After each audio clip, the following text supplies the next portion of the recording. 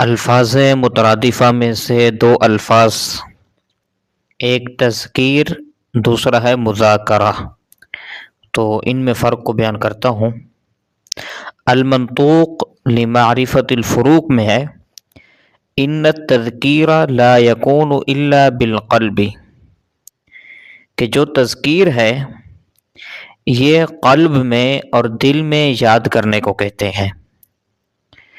اور مذاکرہ کے بارے میں لکھا ہے وَالْمُذَاكَرَةُ لَا تَكُونُ إِلَّا بِاللِّسَانِ، کہ مذاکرہ کے معنی ہے کسی کی یاد زبان سے کرنا، تو اگر دل سے کسی کو یاد کیا جائے تو اس کو تذکیر کہا جائے گا، اگر زبان سے کسی کو یاد کیا جائے گا تو اس کو مذاکرہ کہا جائے گا۔